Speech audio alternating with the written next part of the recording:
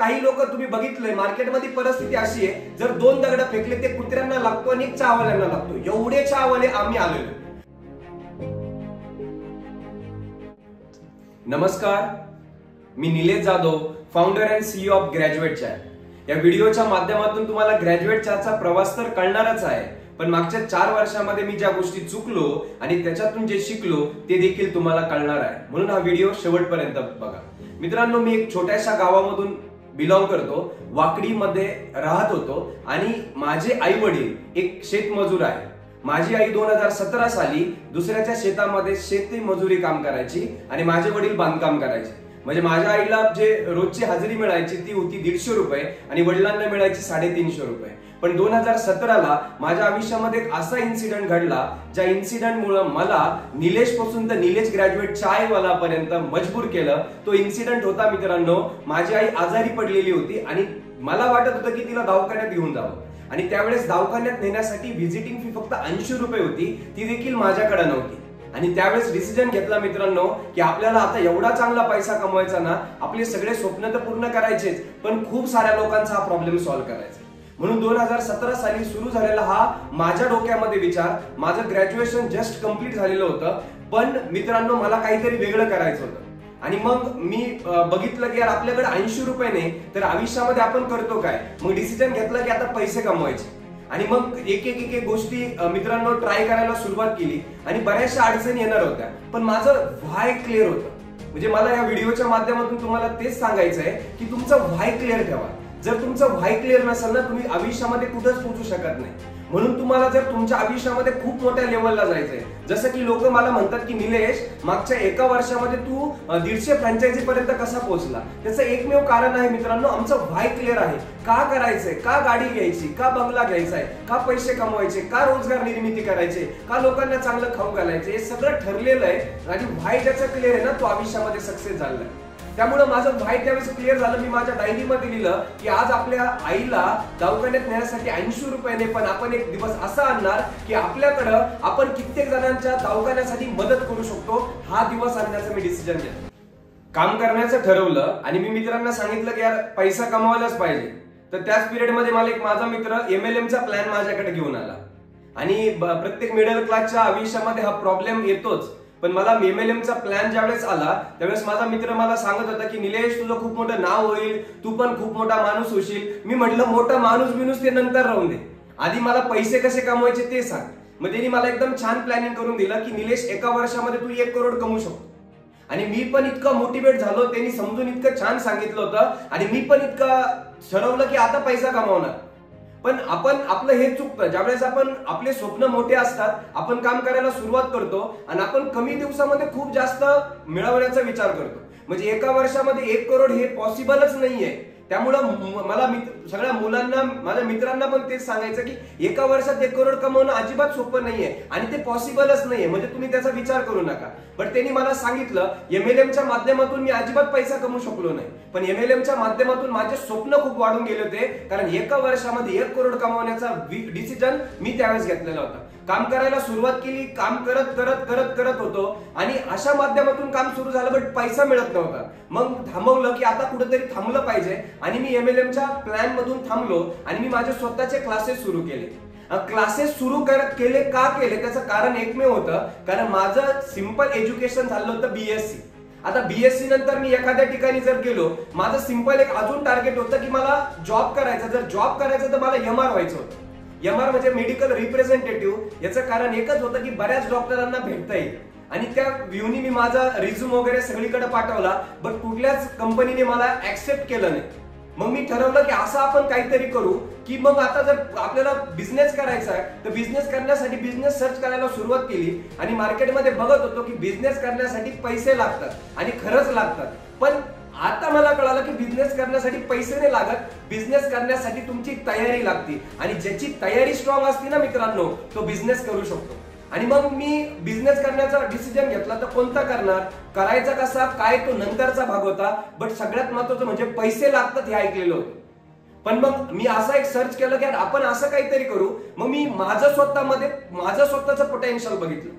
मित्रांनो, तुमच्या या डोक्यामध्ये ना सगळं पॉवर आहे, या डोक्यामध्ये सगळे पोटेन्शियल आहे. आपल्याला तेच माहिती नाही की आपल्यामध्ये पोटेन्शियल काय. मग मी असंच एक दिवस एकदम शांत बसलो आणि मी विचार केला की आपण काय करू शकतो. तर त्यावेळेस डोक्यात आला की हा यार, आपल्याकडे बोलण्याचं स्किल जरासं चांगलं आहे, मग आपण टीचिंग फील्ड मध्ये येऊ. कारण टीचिंग फील्डला ना तुम्हाला पैशाची गरज असते ना जास्त काही मार्केटिंगची गरज असते, फक्त सगळ्यात महत्त्वाचं तुम्हाला बोलता आलं पाहिजे. आणि मग मी 2017च्या एंडिंगला क्लासेस सुरू केले. आणि क्लास सुरू करायचे तर सगळ्यात महत्वाचं म्हणजे क्लासला मुलं येणार. तर मी मुलांना जे भेटायचो, बऱ्यापैकी मुलांना भेटलो, पण कुणी येत नव्हतं. पण जे रूम ज्यांची घेतली होती मी रेंटनी, त्याच रूम मालकाचे 2 मुलं माझ्या क्लासला बसायचे. पण डिसिजन तो झालेला होता की आता जॉब नाही करायचा, बिझनेस करायचा. तर तिथून आयुष्याच्या एका प्रवासाला सुरुवात झाली. बट मी घरच्यांना सांगितलं होतं की माझ्या मम्मीला जर 150 रुपये हजेरी, तर ती मला महिन्याला 2000 रुपये देऊ शकत होती. त्याच्यानंतर मग मी तोच डिसिजन घेतला की माझ्या घरी सांगितलं की मला कमीत कमी 2000 रुपये महिन्याला रूमचा रेंट कमीत कमी द्या.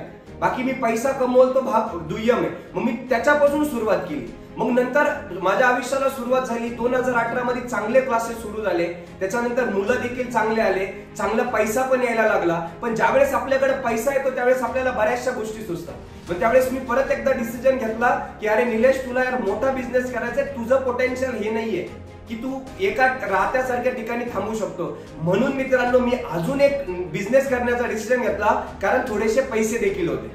मग करायचं काय, तर खूप सारे सर्च केलं. पण मला एक गोष्ट समजली होती की मी तुम्हाला एक छोटंसं एक्झाम्पल सांगतो. एखादा 5वीचा टीचर जो मॅथमॅटिक्सचा एखादा प्रॉब्लेम सोडवतो, तो एक पैसा कमवतो. आणि तोच 12वी सायन्सचा, JEEचा, MST CETचा टीचर एक मोठा प्रॉब्लेम सोडवतो, तो त्या 5वीच्या टीचर पेक्षा जास्त पैसे कमवतो. मग यावरून मला कळालं होतं की तुम्ही मार्केटमध्ये कोणता प्रॉब्लेम सॉल्व्ह करता. बघा, बरेच जण आज मला या लेवलला मला काही कॉल्स येतात, माझे मित्र म्हणतात की यार निलेश, आमच्याकडे पैसे आहे, आम्ही काय बिझनेस करू मला सांग. बघा मित्रांनो, तुम्हाला बिझनेस करायचा कोणता हे सुचत नसेल तर मार्केटमध्ये थोडंसं फिरा आणि मार्केटमधला एखादा प्रॉब्लेम सर्च करा आणि त्या प्रॉब्लेमला सोल्युशन बनवा आणि खूप मोठे पैसे कमवा. आणि आम्ही बघा ना, आम्ही जर चहासारखा बिझनेसला आम्ही जर 10 करोड पर्यंत आजच्या डेटला टिल डेट या डेट पर्यंत आमचा जो टर्नओव्हर आहे तो 10 करोड पर्यंत जाईल. म्हणजे एवढा बिझनेस आम्ही चहाच्या माध्यमातून करू शकलो, कारण आम्ही 2018 साली एक प्रॉब्लेम बघितला होता. 2018 साली एका बकेटमध्ये सकाळपासून तर संध्याकाळपर्यंत तेच पाणी वापरलं जायचं. कप धुण्यासाठी पण तेच, बशा धुण्यासाठी पण तेच, पातेले धुण्यासाठी पण तेच. आणि दुसरी गोष्ट म्हणजे चहाची टेस्ट मेंटेन नव्हती. आम्हाला ते कुठेतरी बदलायचं होतं. आम्हाला लोकांना चांगली चहाची टेस्ट द्यायची होती. हा प्रॉब्लेम आम्ही 2018 साली बघितलेला होता आणि त्या प्रॉब्लेमला आम्ही सोल्युशन काढलं. आणि आज आम्ही 2022 पर्यंत पर्यंत म्हणजे 4 वर्षामध्ये आम्ही 10 करोड पर्यंत पोहोचलो. तो पण एक छोटासा चहाचा 8 किंवा 10 रुपयाचा प्रोडक्ट विकून 10 करोड पर्यंत पोहोचलो. म्हणजे तुम्हाला जर बिझनेस मोठा करायचा तर तो नंतर बघा. आधी काय करा, थोडंसं मार्केटमध्ये सर्च करा आणि एखादा प्रॉब्लेम बघा आणि त्या प्रॉब्लेमला सोल्युशन काढा. पण एक गोष्ट लक्षात ठेवा, बरेच जण म्हणतात की मोठा बिझनेस कसा करायचा. अरे, मोठा बिझनेस करता येईल, पण आधी तू मार्केट मधला मोठा प्रॉब्लेम सर्च कर, मोठ्या प्रॉब्लेमला मोठं सोल्युशन आणा, मोठा पैसा कमवा, मोठे माणूस बना. त्यानंतर मग 2018 साली चहाची सुरुवात केली. चहासाठी मग नाव कुठलं देणार. ज्यावेळेस आमचे सगळे मित्र भेटलो की यार आपण असं काहीतरी, म्हणजे मी ट्रेन मध्ये बसलेलो होतो आणि ट्रेन मध्ये बसलेलो असताना मी बघितलं की ट्रेन मध्ये छोटे मुलं पण आहे, त्याच्यानंतर जास्त वयाचे लोक पण आहे, मिडल एजचे लोक पण आहे. या सगळ्यांसाठी एक नाव कॉमन आहे, दॅट इज ग्रॅज्युएट. मग मी तो विचार केला की आपलं तसं पण ग्रॅज्युएशन झालेलं आहे, आपण तसे पण क्लासेस घेतो, मग आपण असं नाव देऊ की यार ह्याच्या रिलेटेड असं. आणि मग आम्ही नाव ठेवलं ग्रॅज्युएटच्या. मग ग्रॅज्युएटचा सुरू कुठे करायचा, आम्ही सुरुवातीला डिसिजन घेतला आपण लोणीमध्ये स्टार्ट करू. पण लोणीमध्ये आम्ही फिरलो, बट साईबाबांच्या पावनभूमीमध्येच आम्हाला यायचं होतं. कारण साईबाबांचं जे काही श्रद्धा आहे ती पूर्ण जगामध्ये पसरली आणि साईबाबांची जी एनर्जी आहे ती पूर्ण जगामध्ये आहे. कदाचित साईबाबाच आम्हाला शिर्डीमध्ये घेऊन आले आणि आपल्या प्रत्येक बोर्डवरती असतं शिर्डी येथील सुप्रसिद्ध साईबाबांच्या पावनभूमीतील हे आमच्या प्रत्येक वाक्यामध्ये प्रत्येक ग्राफिक्स मध्ये यायला हवं होतं, म्हणून कदाचित साईबाबा आम्हाला शिर्डीला घेऊन आले. शिर्डीला आल्यानंतर बरेचसे प्रॉब्लेम फेस केले. म्हणजे मी तेच सांगतो की तुम्ही ज्यावेळेस बिझनेस डिसाईड करतात त्यावेळेस तुम्हाला बरेचसे रिजेक्शन येणार आहे. बरेच लोक मला त्यावेळेस म्हणायचे की निलेश, अरे बाबा तुझे क्लासेस चालू आहे, व्यवस्थित चालू आहे, कशाला रिस्क घेतो आणि चहा विकून तू एवढं मोठं रेंट कसं पे करणार, एवढा मोठा विचार कसा करणार. बट मित्रांनो, माझं क्लॅरिटी एकदम चांगली होती. म्हणजे जर तुम्ही बिझनेस करताय ना, तुमच्या आयुष्यामध्ये तुमची क्लॅरिटी मोठी ठेवा. आणि त्यावेळेस पण मला एक माहिती होतं की जर पैशाचं एज्युकेशन नाही घेतलं ना तर तुम्ही संपून जाणार. आणि आता तुम्ही बघताय 2022 मध्ये बरेच जण बिझनेस करायला स्टार्ट करताय. आम्ही तो 2018 साली मी सुरुवात केली होती. म्हणजे तुम्हाला 2030 येऊपर्यंत असं पस्तावा यावं नाही. कारण जर आपण पैशाचं एज्युकेशन नाही घेतलं तर आपण खूप मागे राहणार आहे. म्हणून पैशाचं एज्युकेशन घ्या. आणि मग आम्ही 2018च्या 10 नोव्हेंबरला आम्ही चहाचं पहिलं आउटलेट सुरू केलं साईबाबांच्या पावनभूमीमधून. पण बऱ्याचशा गोष्टी नवीन नवीन शिकायला सुरुवात केली. स्वतः सुरुवातीला आम्ही स्वतः चहा बनवायचो, स्वतः डिलिव्हरी करायचो. त्याच्यानंतर बट व्हिजन क्लिअर झालं होतं की आपण प्रॉब्लेम बघितलेला आहे की लोकांना टेस्ट मेंटेन द्यायची आणि लोकांना क्लिनिनेस द्यायचा आहे. असं आम्ही एक सुंदर आउटलेट बनवलं आणि आम्ही चहाची सुरुवात केली. मग आम्ही एका चहावरती काम करत होतो, बट खूप सारे प्रॉब्लेम येते. पण प्रॉब्लेम आल्यानंतर मी परत एकदा ठाम असायचो, कारण माझं वाय क्लिअर होतं की अरे आपल्याकडे आपल्या आईला दवाखान्यात नेण्यासाठी 80 रुपये देखील नाहीये. मग आपण कुठल्या गोष्टीमध्ये जगतोय. मग काही मुलांना लाज वाटते, मी कसा चहा विकू, मी कशा ऑर्डर मारू, मी कसे कप वॉश करू. मी तेच सांगतो ना, जर चहा विकून विकून जर आपली BMW येणार असेल तर चहा काय काही पण विका ना.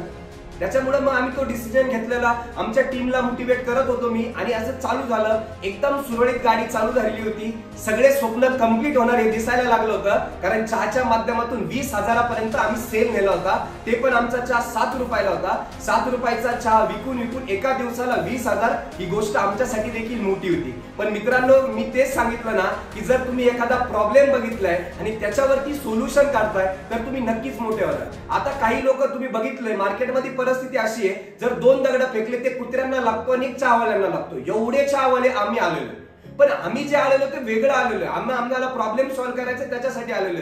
बरेच मुलं मोटिवेट होऊन बिझनेस मध्ये येतात. अरे हा राव, निलेश जाधव सारखा मुलगा एकदम चांगले पैसे कमवतोय, एका चांगल्या बंगल्यात राहतोय, 4 व्हीलर मध्ये फिरतोय, विमानाने फिरतोय. या सगळ्या गोष्टी आपण बघतो आणि मग बिझनेस मध्ये येतो. अजिबात असं करू नका. जर तुम्हाला बिझनेस मोठा करायचा असेल, एक गोष्ट कायम लक्षात ठेवा, तुम्हाला एखादा प्रॉब्लेम बघावा लागेल आणि तो सॉल्व्ह करावा लागेल. आणि तो सॉल्व्ह केल्यानंतर तुम्ही एवढे मोठे बनाल ज्याचा तुम्ही कधी विचार देखील करू शकत नाही. त्यानंतर मग 2019 मध्ये चांगला बिझनेस सुरू झाला. आम्ही पूर्ण वर्षभरामध्ये बघितलं, छोट्या छोट्या गोष्टींवरती काम केलं, छोटे छोटे कॅल्क्युलेशन्स करून बघितले आणि मग आम्ही 2020 मध्ये ठरवलं की फ्रँचायझी द्यायचं.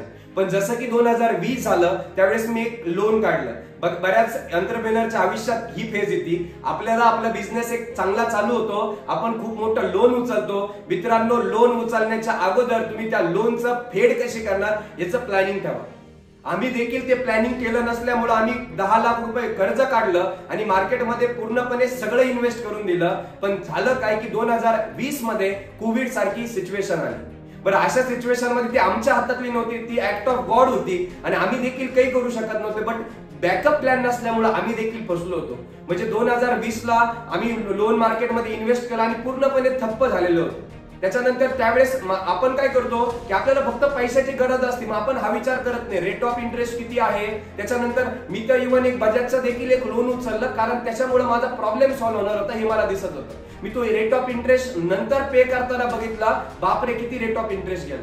म्हणजे तुम्ही पण जे एंटरप्रेनर असतात तर इनिशियली आपल्याला बँकांना तर तेच पाहिजे, तुम्हाला लोन द्यायचंय, पण तुम्ही आधी तो विचार करा की त्या लोनची तुम्ही परतफेड कशी करणार आहे आणि त्या लोनच्या माध्यमातून तुमचा बिझनेस त्या नेक्स्ट लेवलला कसं नेणार आहे. आणि जोपर्यंत त्याचं प्लॅनिंग तुमच्याकडे नाही राहणार ना तोपर्यंत तुम्ही सक्सेस होऊ शकत नाही. मग तुम्ही आणखी गुंतत चालणार आणि मोठ्या मोठ्या प्रॉब्लेम मध्ये गुंतत जाणार. मग लोन काढलं, मार्केटमध्ये लावलं, बट कोविड आलं. परत एकदा मोटिवेट झालो की यार काहीतरी करू, काहीतरी आयुष्यामध्ये. आणि हे वाक्य कायम स्वतःला सांगत होतं की परमेश्वर त्याच ऍक्टरला अवघड रोल देतो जो तो सहन करू शकतो. बट एक सिच्युएशन अशी आली होती की तो ऍक्टरच थकलेला होता, म्हणजे मीच थकलेलो होतो. मग 2020 मध्ये परत कोविडची लाट जशी कमी व्हायला लागली, मग परत सुरू केलं शॉप, बट एवढं काही चांगलं चालत नव्हतं. मग परत एकदा डिसिजन घेतला की यस आता काहीतरी वेगळं करू आणि परत सुरुवात केली. 2021 आलं. 2021 जसं की सुरुवात झालं परत कोविडची दुसरी लाट आली आणि त्यावेळेस तो पूर्णपणे थकलेलो होतो. म्हणजे असं झालं होतं, नको नको आता डायरेक्टली बंद करावं असं वाटत होतं. कारण त्या सेकंड लाटेच्या अगोदर मी परत एक लोन काढून एक शॉप ओपन केलं होतं कोपरगाव.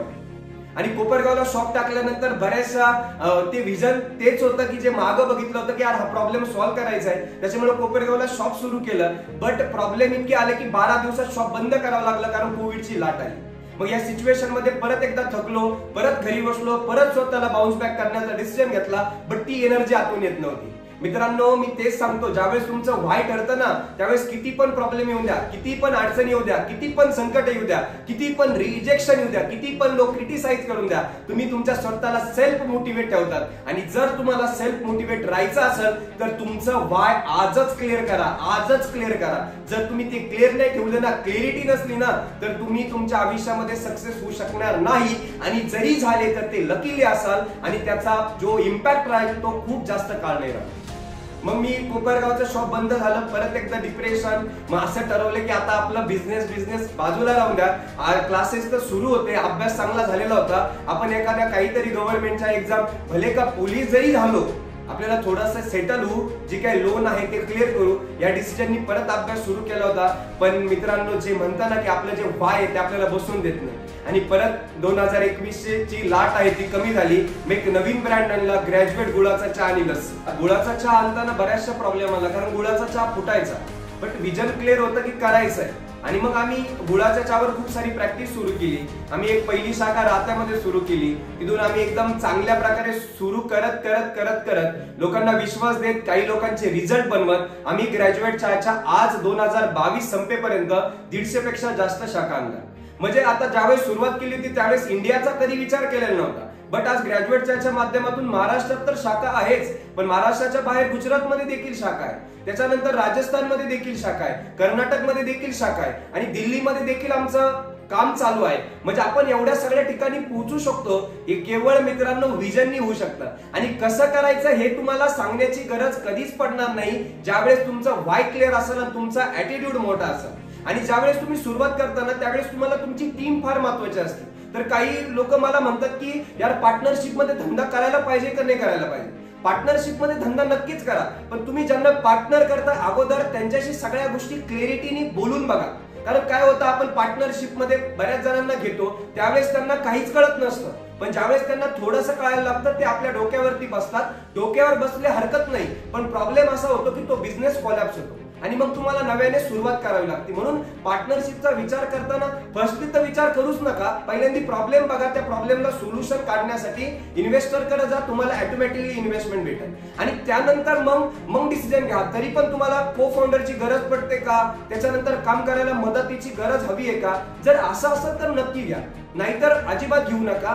त्यानंतर मी माझ्या ह्या 4 वर्षाच्या जर्नी मधून, माझ्या त्याच्या 2 वर्ष तर कोविड मध्ये गेले, या 4 वर्षाच्या जर्नी मधून ज्या गोष्टी शिकलो मी त्या तुम्हाला शेअर करणार आहे. मग बरेच जण म्हणतात की आणि असं काही नाही की तुम्ही बिझनेस मोठा करा, तुम्ही सिंपल आहे, जर तुम्ही एखाद्या पतसंस्थेमध्ये काम करता तर तिथं मॅनेजर पर्यंत जा, मॅनेजर वरून सीईओ पदावर जा, सीईओ वरून मोठ्या बँकेमध्ये जा, तुम्ही हा विजन मोठा ठेवा.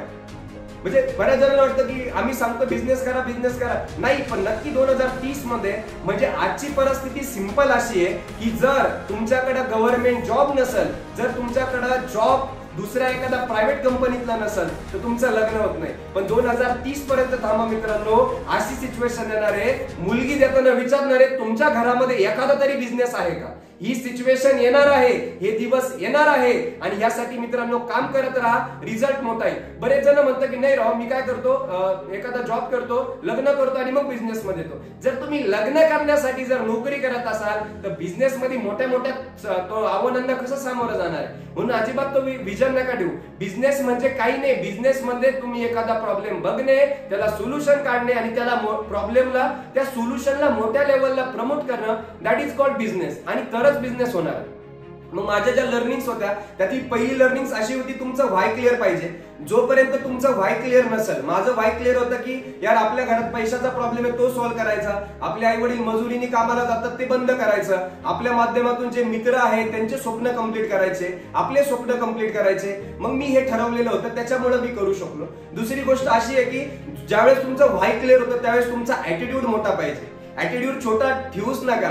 मी कायम सांगतो, धीरूभाई अंबानींना मी कायम कनेक्ट करतो माझ्या स्वतःशी की धीरूभाई अंबानी साहेब एका पेट्रोल पंपावरून एका 65,000 करोड पर्यंत कसे पोहोचले. त्यावेळेस एकच गोष्ट त्यांच्या सगळ्या बुक्स मधून, त्यांच्या सगळ्या स्टेटमेंट मधून हीच लक्षात येते की धीरूभाई अंबानींचा ऍटिट्यूड फार मोठा होता. म्हणजे ज्यावेळेस धीरूभाई अंबानींना एखादी नोकरी लागते, नोकरी लागल्यानंतर धीरूभाई अंबानी ती नोकरीला रिजेक्ट करतात. म्हणजे प्रमोशन मिळाल्यानंतर आपले लोक खुश होतात, पार्टी करतात. धीरूभाई अंबानी म्हणतात रिजेक्ट. जर माझं काम तुम्हाला चांगलं वाटलं, माझं काम तुमच्या कंपनीला चांगलं वाटलं, तर तेच काम मी माझ्यासाठी का नाही करू, तुमच्यासाठी का करू. हा ऍटिट्यूडनी धीरूभाई अंबानींना आज अंबानींचा एम्पायर बनवलेलं आहे. त्यानंतर मित्रांनो, ज्यावेळेस तुमचा ऍटिट्यूड मोठा असतो त्यावेळेस स्वतःला ना इतकं पॉवरफुल बनवा. आणि या जगामध्ये असा कुठलाच प्रॉब्लेम नाही की ज्याला सोल्युशन नाहीये. आणि मी तेच सांगतो, तुम्हाला आता जो प्रॉब्लेम वाटतोय ना, तो प्रॉब्लेम तुम्ही विचार करा, त्या विचार करून त्याच्यावरती सोल्युशन फाइंड करण्यासाठी काम करायला स्टार्ट करा. आणि ज्यावेळेस तुम्ही काम करायला स्टार्ट करताना तो नेक्स्ट 5 इयर्स मध्ये, 5 वर्षामध्ये तुम्हाला तो प्रॉब्लेम होता हे वाटणारच नाही. ते काहीतरी छोटंसं होतं असं वाटतं. त्याच्यामुळे प्रॉब्लेम नसतो. प्रॉब्लेमला तुम्ही कुठल्या वेनी बघताय, त्याच्यावर सोल्युशन कुठल्या वेनी आणताय, त्याच्यावरती तुमचा प्रॉब्लेम डिपेंड करणार.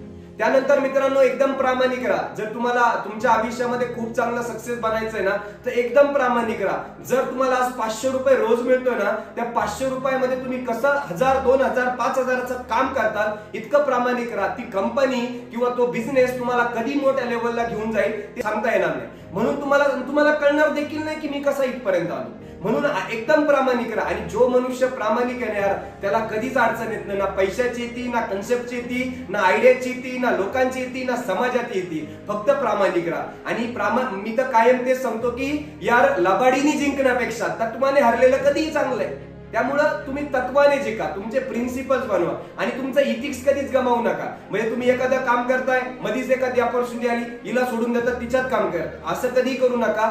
विजन एकदम क्लिअर ठेवा की तुम्हाला पोहोचायचं कुठपर्यंत आहे. ज्यावेळेस तुमचं विजन क्लिअर होईल, ते तुमचं मस्तपैकी डायरीमध्ये मेंटेन करा आणि डेली बघत चला. मित्रांनो, मी मागच्या 1 वर्षामध्ये ग्रॅज्युएटच्या 150 शाखांपर्यंत पोहोचलो. जर माझ्यासारखा माणूस इथपर्यंत येऊ शकतो ना मित्रांनो, तुम्ही देखील जाऊ शकता.